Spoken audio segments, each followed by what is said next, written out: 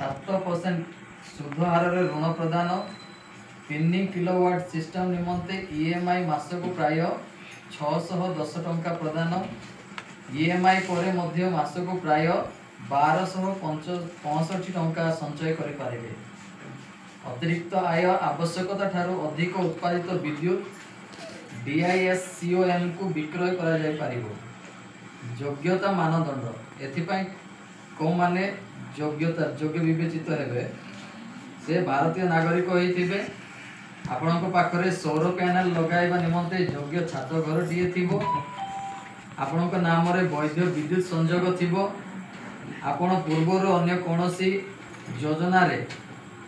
सौर सब्सिडी लाभ नहीं नथिबे ताहेले आपण माने प्रधानमंत्री सूर्य घर मागणा विद्युत योजनार योग्य विवेचित हो पारे। एटा केमती अप्लाई करा जीवो सेटा मध्ये तार डिटेल्स देछि तार वेबसाइट अछि www.pmsuryaghar.gov.in रे पंजीकरण करिया तो ऑनलाइन पंजीकृत होबो तापर सेठी जे एलिजिबल हेबो से माने एटा को अप्लाई करि पारिबो। सिस्टम कम दीजिए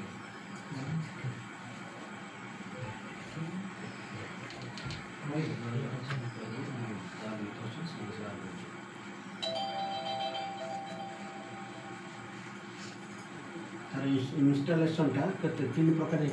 इंस्टॉलेशन अछि 1 किलोवाट रो 2 किलोवाट और 3 किलोवाट 1 किलोवाट रो इंस्टॉलेशन हेले कि 60% सब्सिडी प्रतिशत मिलिबो आपन सब्सिडी जोड़ा कि केंद्र सरकार को द्वारा प्रदत्त रिहाती राशि होबो 30,000 टंका राज्य सरकार को द्वारा रिहाती राशि रहिबो 25,000 टंका 2 किलोवाट रो नेबे तार सेठी मध्ये आपनकर सब्सिडी रहिबो 60% केंद्र सरकार को द्वारा रिहाती राशि रहिबो 60,000 टंका एवं राज्य सरकार को रहिबो 25,000 टंका। जदि आपण 3 किलोवाट रो नेबे तो प्रथम 2 किलोवाट रे 60% एवं 2 किलोवाट रे 40% रिहाती रहिबो। केंद्र सरकार को द्वारा रिहाती राशि रहिबो 78,000 टंका राज्य सरकार को द्वारा रिहाती राशि रहिबो 60,000 टंका।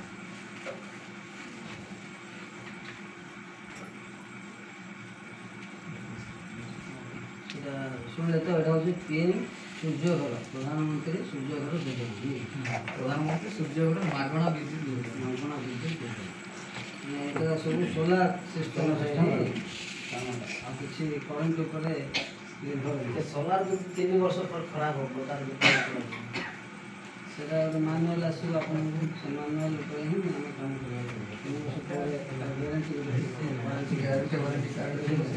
सेटा देखि आपन रिप्लेस करिवे कि ता बाबूरे रिपेयर भी हो सरकार धार्य करिवे। जो जिनसे केबे लागे खराब हो